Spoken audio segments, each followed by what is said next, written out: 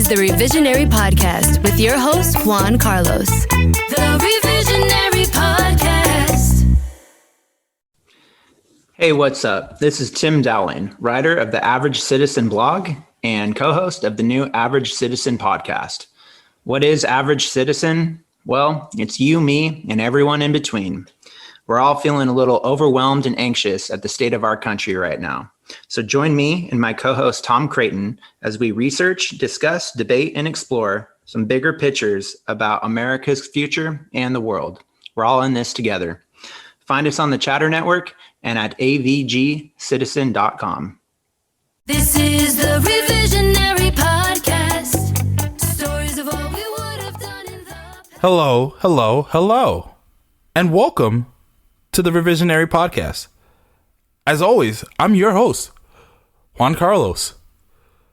So, thank you very much for joining us this evening. And if this is your first time, the way this works is we bring on guests, usually comedians, who tell a nonfiction story about their lives in which they wish things had gone a little bit differently. Afterwards, I give them an opportunity to tell the same exact story, except this time they can change any facts or details that they would like about the story. So, just a few things that we have going on here at the Revisionary Podcast. For starters, this is officially the last month where I can say that last year we did not have an episode because we will transition to our 1 year anniversary starting on October 7th. October 7th, we officially make a year. So that's really exciting. And this particular episode actually should have happened a while ago, but we've had a few snafus. I have Cavin Eggleston joining us on this episode of the podcast, and I'm really excited to have him. I mean, I know I say that a lot. Look, I'm always excited, right? I'm an excited guy. I'm always excited. What are you going to do? But it's thrilled because I actually met Cavin out here in Washington, and he was someone I really enjoyed working with. When I held my first charity show here in Washington, he was actually the person who I had hosted for the very first time. So that was pretty cool just watching him host it. And, I know he's out in Pittsburgh now doing big things. So I'm excited to hear from him and speak to him and see how things are going for him. So that should be a lot of fun. And quite honestly, he's a funny guy, so I always look forward to it. But we were actually going to record this episode, but right as we were going to call, I had to go to a work event, so we couldn't do it. So then we rescheduled, right? And we were going to record this episode, and there was that weird, I don't know if it was a hurricane or a tropical storm that hit the East Coast a few weeks ago, and his basement was flooded, so we couldn't record then. So finally, we get to sit down and have a conversation and record this episode. So I'm really excited. So hopefully, this goes off without a hitch, but, who knows how this is going to go? Because, right now we're 0 for 2. So let's see if we can go ahead and get Cavin on the line. Hello. Hey, Cavin, how are you? Hey, Juan, how's it going, man? It is going phenomenal. Thank you for joining us on the Revisionary Podcast. Oh, thanks for having me. So, all right, for those of you guys who are listening, I haven't seen Cavin in a while, so I'm actually really excited to see him. What have you been up to? I moved to Pittsburgh, and right. I'm just out in Pittsburgh doing comedy, finding my native groove out here. I feel like I found my people in this town. Yeah, oh God. Dude, they put French fries on everything. I am in heaven. Wait, so are you a full-blown yinzer yet? Yeah, dude. Also, did not know that was a word. I thought that was a slur people were throwing at me. Yeah, when I was driving, I was like, man, that is... Whew, I don't like how that one's coming out of their mouths that fast. And then I was like, oh, it just means somebody from Pittsburgh. So I just started calling everyone a yinzer. I was like, oh, I am part of the problem. I'm not a good person with this word. But it's my favorite pronoun now. I use it for everything. Is that how you identify as a yinzer? Yeah. Well, dude, Pittsburgh's so much more progressive than Seattle. Like, you guys have gender neutral bathrooms out there. Uh-huh. We just have yinzer bathrooms. It's just, and they've had them for years. The streets are yinzer bathrooms in this town. It's great. Right. Man, I will say, look, I've had an opportunity to travel a lot and visit a lot of smaller cities, and Pittsburgh is not a small city, but it's not a huge city. And I will say it is one of my favorite smaller big cities in the country, like right up there with Austin.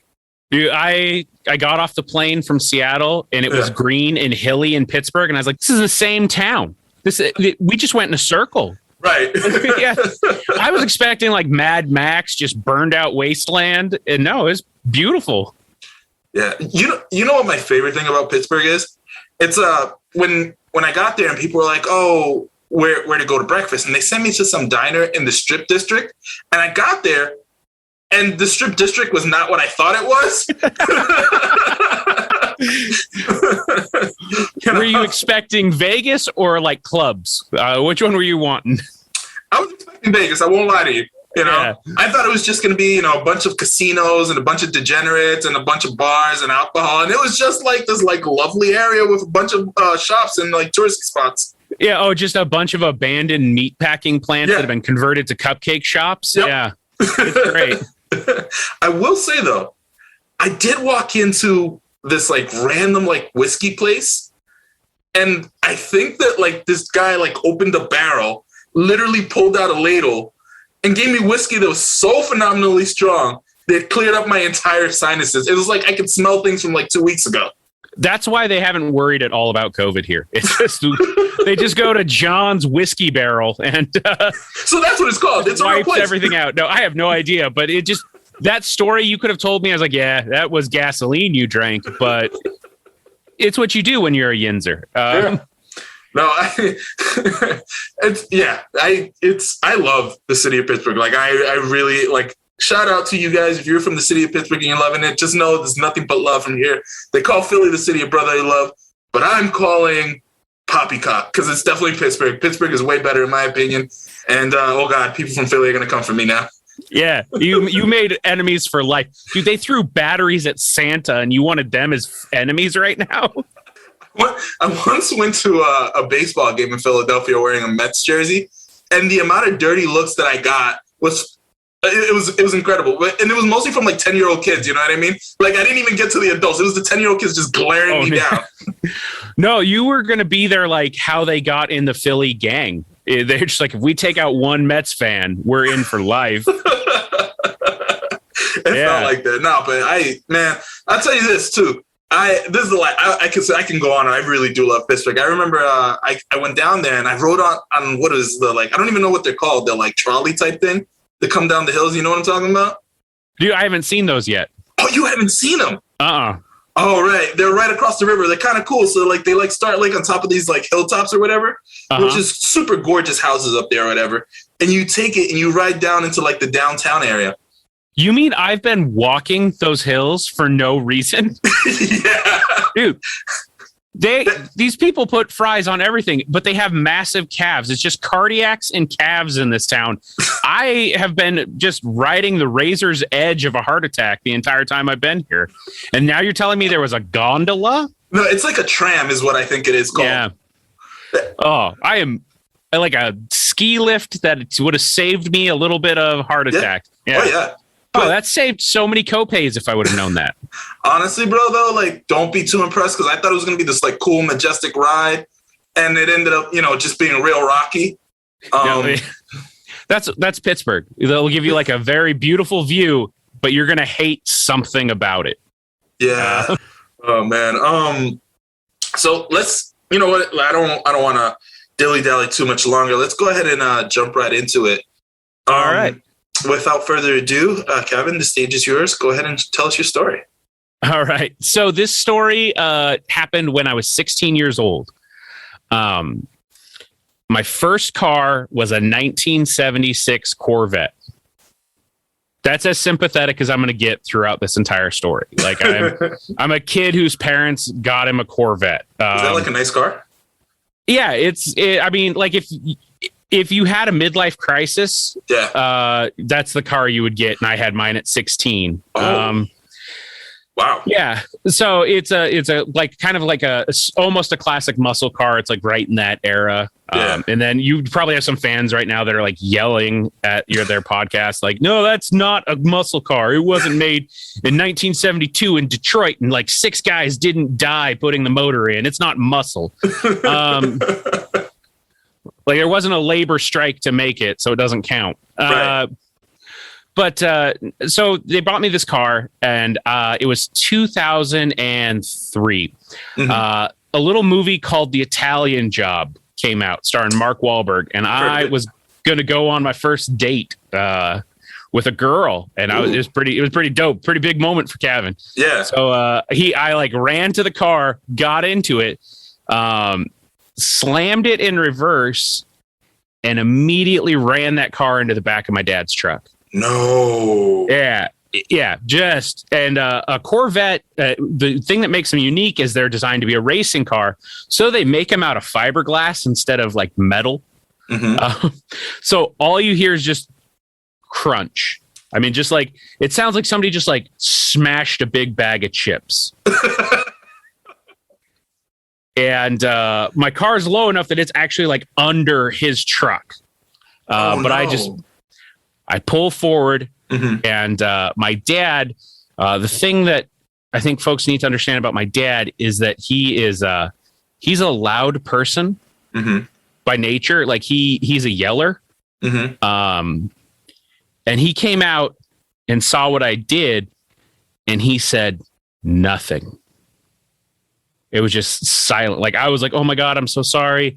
What do I didn't see it. I thought I thought I had clearance." And he just said nothing. Right. And that was the most terrifying part. Because I was like, if he was yelling at me, it means I didn't kill him. Right. Or like there's a chance that I would escape because he would feel bad if I look just pitiful enough. But if he says nothing, when he murders me, like I won't know what's going to happen. I won't see it coming. So here's a question for you. Yeah. Now, at that moment in time, right, as this is happening, you're thinking in your head, is he more angry about your car, his car, or? Yeah. Oh, yeah. It dinged up his back bumper, but my entire back of that car was just smashed. And it's fiberglass. Like I said, it shatters. It doesn't dent. Okay. So it does not look good. Pulled the car, or he gets the car, he pulls it into the garage, and just still has not said a word to me. Right. Just goes in the house, goes downstairs, and he says nothing to me for 2 days straight. Not a word. Not a single word. I'm sitting in my room, and this is how pathetic like my mental state was at the time. Because I'm like, dude, I've been yelled at, I've been hit. I'm like, I don't know what to do with silence. That's not an emotion we have. We don't have silence in our house. I remember I was like, my mom gave me a Crunch candy bar because she's like, chocolate makes feel good emotions. And I was like, I don't think you should be like trying to dose me right now, Mom. You're a shitty drug dealer if you're just giving me chocolate. Do you think there might lead to a weight problem at some point? Hold on. Was it intentional comedic genius to give you a Crunch bar after you crunch your car? No. If my mom would have had that, I'd be like, oh God, she's good. She's well played. But I remember the reason why I remember it was a Crunch bar is because it had a wrapper on it that said you could win $10,000. Right. And so immediately I was like, oh, maybe I'm going to get maybe this is like the first act of a movie. I'm going to open this up and I'm going to win $10,000. And I'm like, Dad, I fixed your car and I fixed my car. Candy saved my life. And I ate like 3 Crunch bars just hoping I was going to Willy Wonka my way out of this situation. Does nothing. 2 days pass. Yeah. I'm sitting in my room. Nobody has said I'm grounded. Mm-hmm. Nobody has says I can't go to the Italian job. Mm-hmm. Nothing. Nobody has said anything. Mm-hmm. My dad comes in finally and he goes, get your shoes on. We're going. I was like, where are we going? He goes, don't worry. You'll find out.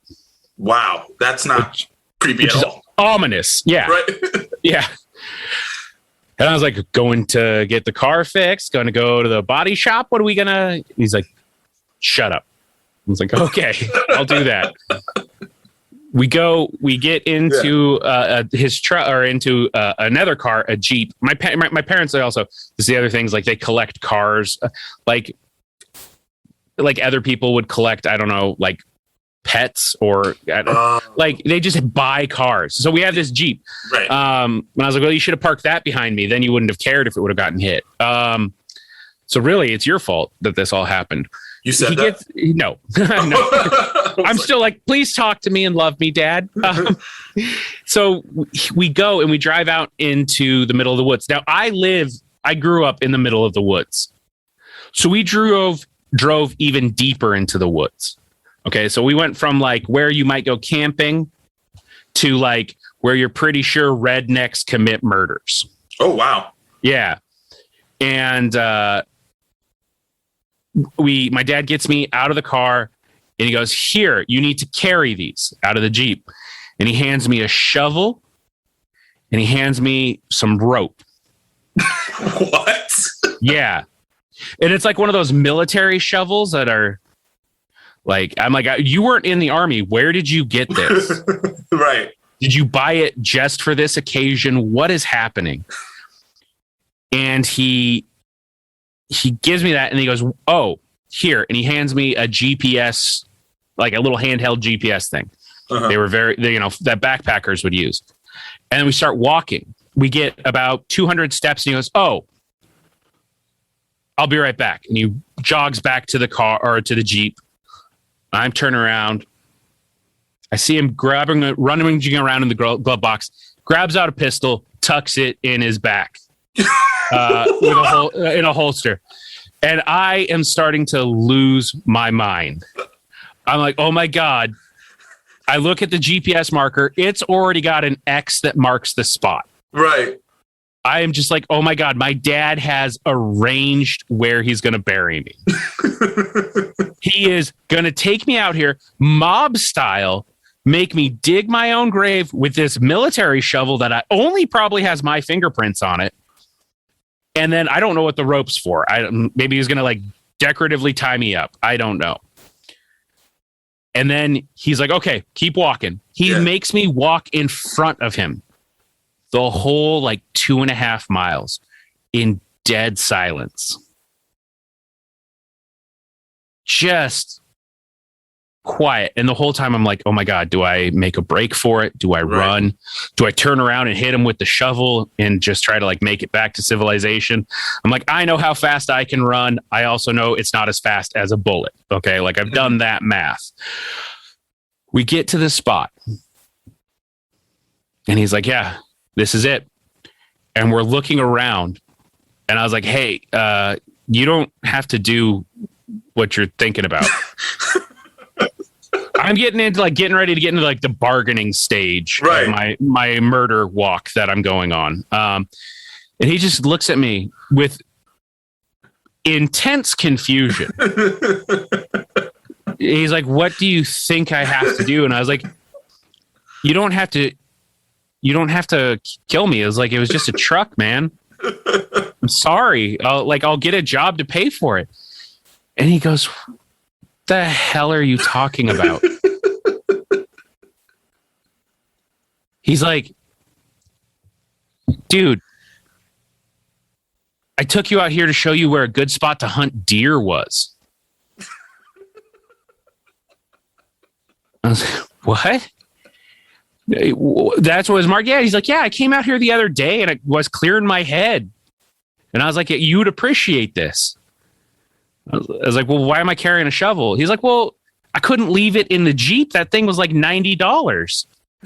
Somebody could drive by and see it. I was like, well, what about the gun? He's like, there's cougars. What do you think? You're dumb. And I was like, well, you're not going to shoot me? He's like, not now that you said it out loud. I was like, well, what about the rope? And he's like, I just wanted to see if I could make you carry that. I was like, do you know what you just did for like 2 miles? He has no idea. Oh my God. Yeah. He has no idea he's made his kid go on like a Bhutan death march. Oh my God. This is great. Yeah. That is without a doubt. Then this is what's crazy. The whole walk home, the whole walk back to the Jeep, he's like, I can't believe you thought I would do that. I'm your dad. I love you unconditionally. I was like, I can't believe you thought I'd kill you. And then we get home. He calls up my mom immediately on the cell phone. and goes, "Hey, Cavin pissed me off, so I killed him." And my mom, all she says is "okay." Oh, That's it. She just says "okay." Like, she's like, "Yeah, we knew this was going to happen at some point. Real just surprised it didn't happen sooner. Did he take more Crunch bars? Is that why you killed him?" Like, yeah, I have no idea what was going through his. And every time I ask him, I was like, "Did you know you were freaking your child out?" He's like, "No, I thought you were just worried about the car." So yeah, that's my story, is my dad breaking. And I later found out this is against the Geneva Convention. It's against the rules of war to make soldiers think you're going to execute them. And that's what my dad did as a way of telling me he loved me. So, okay, first off, I now understand the trauma that has led you to become a stand-up comedian. It was funny, is I was like talking to a therapist about this, and I'm like, this is this funny story. And she's just like, no, do you not understand what this did to you? And I was like, made me hilarious. Look, let me make this clear. Look, I am not laughing at your pain, right? Like, anyone who's listening, that's not what this is. But given that I knew that, how it turned out, right? Like, I knew how it turned out. I know Cavin is fine. And I also know that Cavin, for the most part, is very well adjusted and, and can hold down the job. You know what I mean? Like, you're not, you know what I mean? You're not like... Yeah, I don't know what this would have turned me into if it would have gone any way different. Right. So I think that's the funny in it. It's just more like, oh my God, like, I can't believe that this happened. I think it just speaks to, like, one, my dad is dumb for not realizing what he was doing.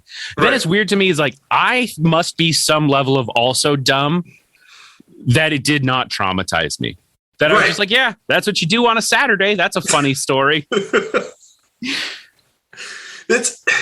It's hilarious because, like, the entire time I'm sitting here and I'm telling you stuff, like, I'm listening to you, so I was like, okay, number one, clearly we're having this conversation. I knew you didn't die.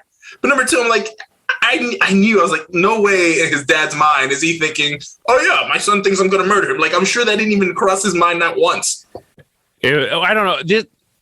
I think I've talked about it before a little bit. Like, my dad is just generally, like, kind of crazy in a way that he doesn't realize it. Like, one time he set me on fire in the middle of one of his classes because he was a shop teacher, just to tell me that, because, like, I wouldn't take off a sweater that was flammable.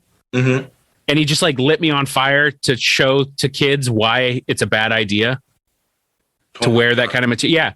And again, I'm like, oh yeah, that's just what you would do if you had a kid in your shop class that he was dumb enough to take you. Like, that's what a parent's right is to set their child on fire randomly. So there's a reason why I chose to not have kids. Is I was like, oof, I don't want to see what this looks like a generation advanced. Right. Wow. I'm glad you turned out okay. So yeah, I wonder what I would have been like well adjusted. Like, I would really wonder what loving, not working to traumatize their child parents would have produced. Well, I mean, you'd probably be a lot less funny. Yeah, probably. It's just trade-offs. Yeah, but I'd be the best tax accountant. I don't know if I see you more as a tax accountant, maybe more of a comptroller. You know? Oh, yeah. Small town politics. I look like district water management material. I look like I would just go and just be so angry about storm drains. Yeah. No, I can kind of see that. Yeah. I can kind of see that. I could also see you being like the type, if you were well adjusted, to have cared about stuff like, I don't know, corporations coming into your local town, you know what I mean? Your favorite diner's gone. Oh, I look like I would have fought gentrification for the wrong reasons. Yeah, that's what I'm saying. Yeah. I can see that. Like, I don't want the big chain artisanal, like, dog treats. Right. Boutiques. I'd be like, no, we have our neighbor ones. I just want the meat. Yeah. Yeah. Then I like sell out just because they brought in an Arby's. I was like, oh, they got brisket on the menu daily. Sorry, values. They have the meats. I have one more, but I try to remain apolitical on this podcast, and I feel like it just touches a little bit too much on politics. So I'm going to leave it alone, right? That's good. That's good. So let's go ahead and jump right back into this. Cavin, the stage is yours. Go ahead and retell us your story. All right. Because I think this story is actually, like. Hold on. Oh, yeah. Let's back up. Before we even get there, hold on. I forgot. I had questions. Okay. Number one, what happened with the girl? Oh, yeah. Apparently, when you call her crying that you can't go to the Italian job because you wrecked your car, yeah, she doesn't want another date. They don't reschedule when you're like, she can hear a snot bubble in your voice. Like, so that was that put dating back a little bit. Really set me back in that town. So, did you ever see the Italian job? I have, and honestly, I was like, oh man, if I would have wrecked that car and then gone and watched the Italian job, I would have been doubly furious. It was that? Because it's not a great movie. I've never seen it. So I would have been sitting there depressed, just like eating popcorn, like next to this girl that has heard me cry on a first date, watching a movie I do not like. It would have been the worst day. Well, maybe fate just spared you. You know, fate was like, don't pay money and don't go on this terrible date. What guardian angel was like, I'm saving him from something here. Yeah, right. Okay. I had to know. I didn't, you know, because I mean, personally, I would have had her pick you up considering you weren't technically grounded. Yeah. No, I guess Sarah, if you're hearing this, like, we could have been something, but you didn't like my emotions. I'd also like to say, Sarah, if you're listening to this, his wife's in Indianapolis. They're still. Yeah. I'm just kidding. Yeah, I've heard a song about area codes and what is and isn't allowed. So all of you know that I'm absolutely, completely joking. I support his very faithful marriage, and that's that. You know. All right. Anywho, sorry. Jump right back into this. Go ahead and retell your story, man. Okay, so I'm gonna skip some parts. Mm-hmm. Everything up until us walking in the woods happened as normal. Okay. Even the crunch bar. Even multiple crunch bars. You know, that would have been like, I feel like I'm doing like Marvel what ifs. Yeah. But instead of like, what if like Captain America was like this guy, I'm just like, what if that crunch bar would have really won me $10,000? But no, everything's happened as normal. Here's where I wish it would have gone a little bit different. Okay. We're walking. I have gotten now convinced that my dad is trying to murder me. Okay. I have a decision. I got to fight or flight. I know myself personally in my real life, I will always pick flight. Right. Actually, I won't. I don't pick running away because it's running. But I don't pick fight either. I just pick like gracefully accepting. Okay. But in this situation, I choose flight and I make a break. I run off into the woods. Right. Okay. I've got a rope and I've got a military tactical shovel. And I imagine me hiking my way back to freedom, deciding I make it back to the road. I pawn that expensive shovel and I just live out my life as a drifter going from town to town. I see. That's what I would like. That's really what I want to do with my life now. It's just like I randomly want to get up and tell jokes in a bar. Mm-hmm. But like, I just want to drift in and out of town. And that's because I watched a lot of 80s TV shows as a kid. We didn't have cable, so it was just like 80s reruns. And there's always that drifter that like wanders into town and solves all the problems of that town. And that's just what I want my existence to be, is just fixing every issue in small towns around like Washington. Mm-hmm. I want to be like Johnny Appleseed, but he actually did something. That's what I want. And that's how I think that story, that's what I would change, is I would use it as a way to like emancipate myself and then go around solving crimes. Okay. So I just want to make sure I understand this correctly. You're going to walk away from a loving family that gave you a Corvette and stroll into random towns and live off your jokes? No, I wouldn't be a comedian in this world. Oh, I see. Okay. Because like the gradually accepting it part of being a comedian means that like I just internalize it, and then like 10 years later, it makes a joke. It's like my traumas as a child have become the pearls that I am harvesting now. Is Right. really what's happening.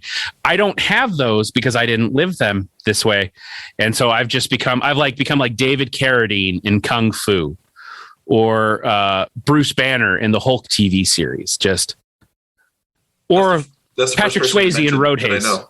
Roadhouse. What the hell's a Roadhouse? haze? Yeah. Well, it's because I essentially made myself houseless in this, so I couldn't say the word Roadhouse. Right. Yeah. And I want to know what it's like to hop a train. And so that's what I would do. I would just become a drifter. Okay. I just want to. I feel like you're judging my new life path. No, not judging. I just have questions. I have questions. That is all it is. So where does your wife fit into all this? Oh, I didn't meet her. This is a new, better Cavin. He probably has it's like better without her. Got it. Okay. no. Yeah, like I'm revisioning a lot of my history here. I am imagining my life as it should have gone. I see. I probably would have had like an ab. An ab, just one. Yeah.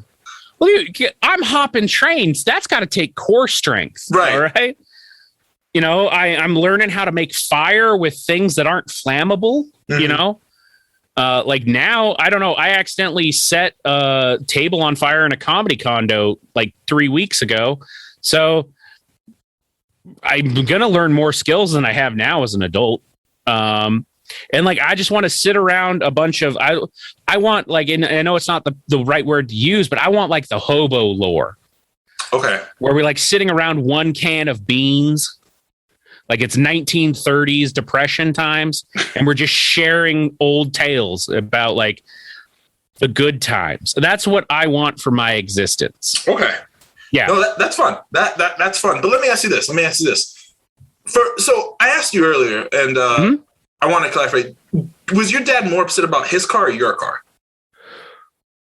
Oh, he was definitely more upset about his truck. I remember it because he was a shop teacher. So I remember he made me.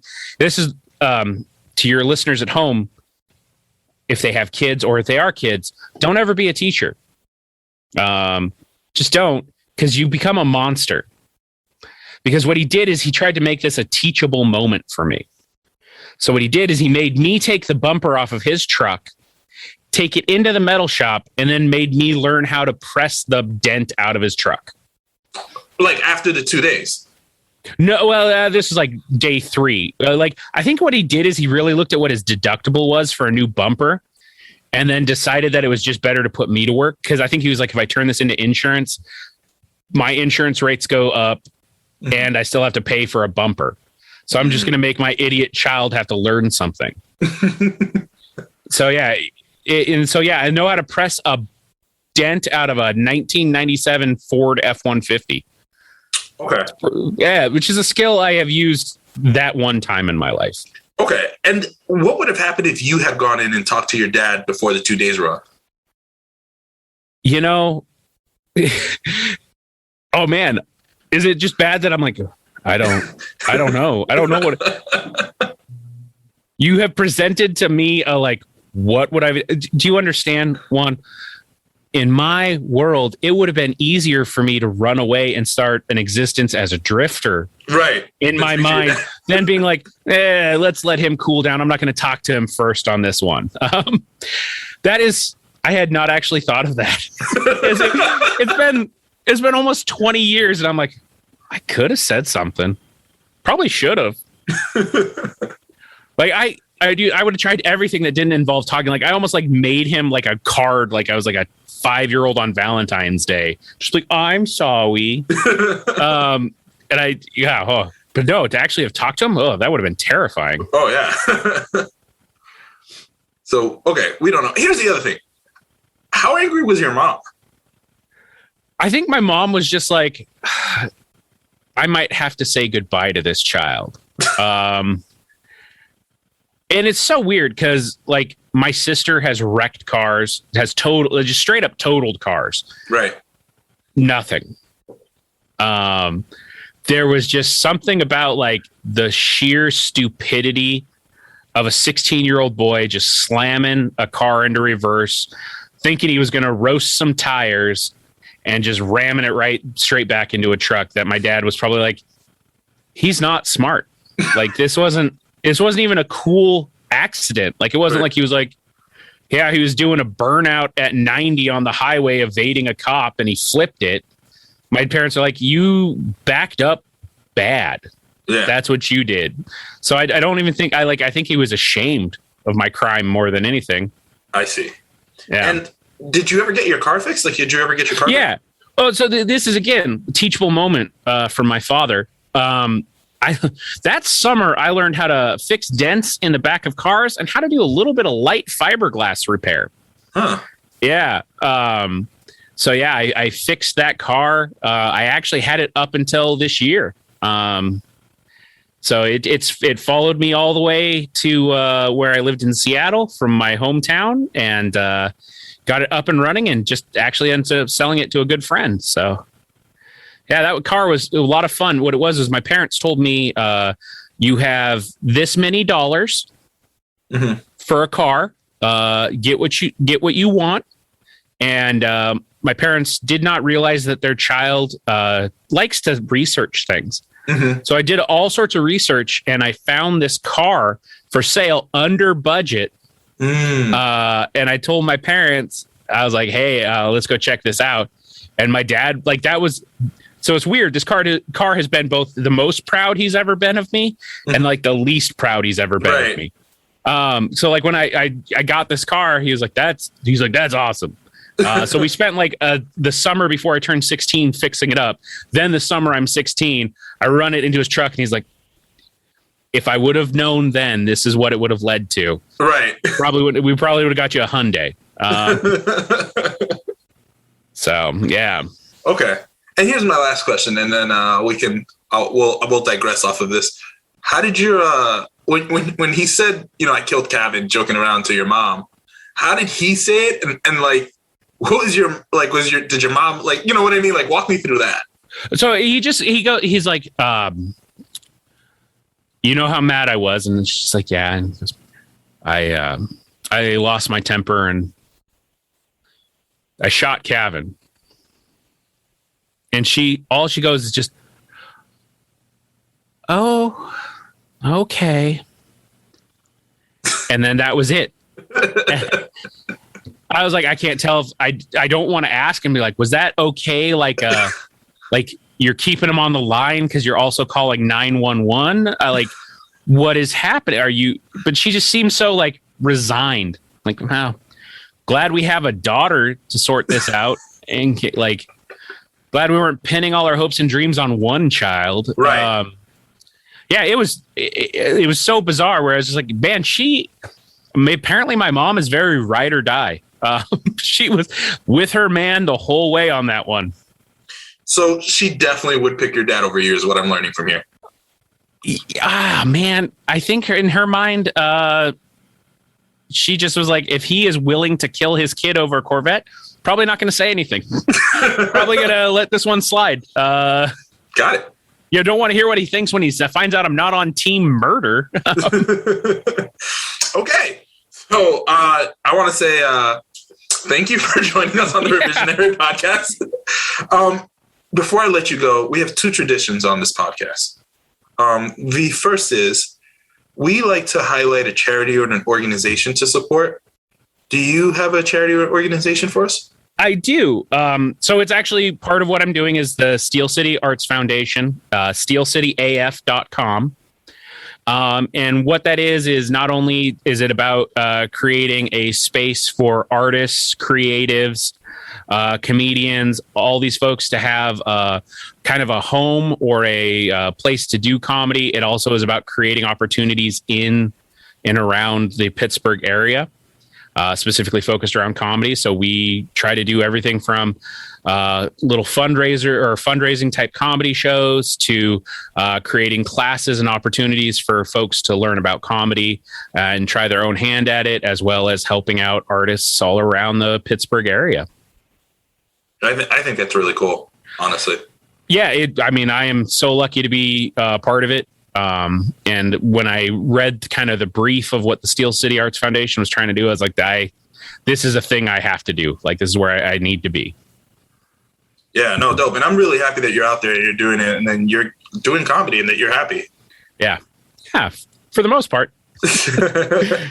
So the second tradition that we have on this podcast, which is now a little ironic given the story you just told, but we like to ask our guests to share a quick childhood story that puts a smile on their face. That's weird how this one does. It's like only as retelling it as an adult am I like, oh yeah, this is a bad idea. You shouldn't tell this story. Like, they're going to think your dad's a terrible person. Yeah, I'll share one. Gosh, I almost feel like I have to redeem my father. Quick childhood story. I would say the one that always gets me is I went to a sleepover when I was a little kid, and we got done, and my dad picked me up, and my dad never picked me up from sleepovers. That was always my mom that would do that. And we just went to a little local fast food joint in our town. We got I think chicken strips. Mm-hmm. And then he went and took me to a movie. He took me to, it was a redoing of Blazing Saddles. Okay. They were doing a re-release in my town. And we just watched Blazing Saddles. Now I was probably like 11 or 12. Probably not the age you're supposed to watch that movie. Right. But watch the whole thing. I loved it. I laughed. My dad laughed. And it's not like I knew even anything about the movie. I just remember walking out, and my dad's like, I just wanted to share that with you. And I didn't realize until I got a little bit older that this was just my dad wanting to connect with me about something, connect with me about comedy. And it was so funny because I don't ever associate my dad with being a laugher. Mm-hmm. I can tell you, before I started doing stand-up, I probably have 3 times in my life I've ever made my dad laugh. Mm-hmm. And then I just remember Blazing Saddles being the thing that killed him with laughter. So it's just weird that was this moment that was just really connecting the two of us. So it's always one that puts a smile on my face whenever I watch that terrible movie that should be canceled nowadays for all those bad words. It is an awful movie. Are you low key not a Mel Brooks fan? Not at all. So here's the thing. Oh wow! Look, and I say this, and I know this upsets people, but I got to be honest. I'm glad we're at the end of this podcast, sir, because that would change so much. Actually, I revise my story. I revise everything happens up until this point, and then I walk off this show. Smart. No. Hear me out. I feel like I didn't watch it till I was in college. And let me backtrack. I'm that person who hasn't seen most of the movies that you're supposed to see by my age. You know what I mean? Name any big name movie that you're yeah, you should have seen this. I probably haven't. So let's start there. And I remember being in college, and I had a buddy whose name I'm not going to say because I'm going to protect his anonymity.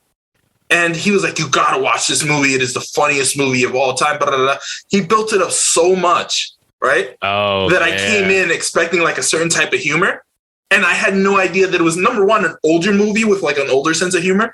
And number two, that the humor was just really in its silliness. It's stupid. You know what I mean? But that's what makes it funny is how stupid it is. But he set it up in such a way that I was expecting a comedic masterpiece and was just woefully disappointed. It's always so weird to me in comedy when you watch that stuff because you watch it and for you, depending on what age you're at, it hits you a certain way. Sure. But it's so weird as you're watching these experts, and this is good. So it drags out all the fun of this show has been up to this point because I'm getting all philosophical. But it's you're watching these masters of their craft at their height. Right. So this is what they think is the pinnacle of funny. Mm-hmm. And you watched it at like 20, 21, 22, Yeah, probably. that sounds about right. Somewhere around there. Well, you've had more years of growing and refining your taste in comedy since then. And it's like, that was their peak. Yeah. And so you're like, of course it'll never hold up. Like that's one of the things that kind of sucks about comedy is like, there's nothing that stays evergreen in it.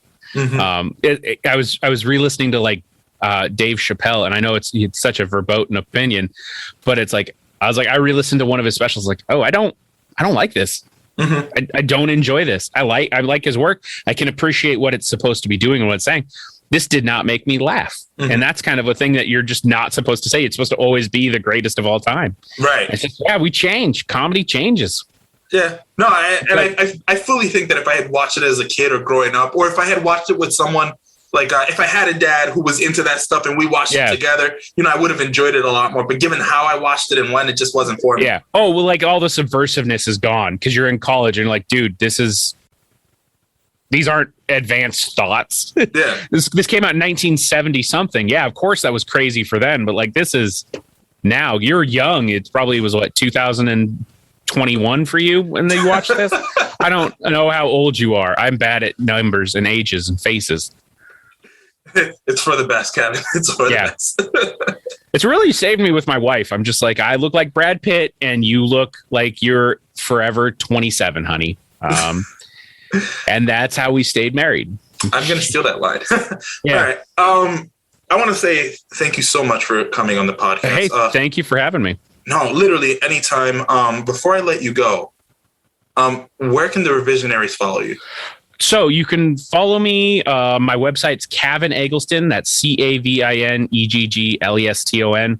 CavinEggleston.com. You can follow me on all the social media sites at Cavin_egg. So Cavin, CAVIN_EGG. That's Twitter to TikTok. That's where you can see me. Find me on YouTube. Gosh, subscribing to YouTube and watching a video really helps. Help me beat the algorithm.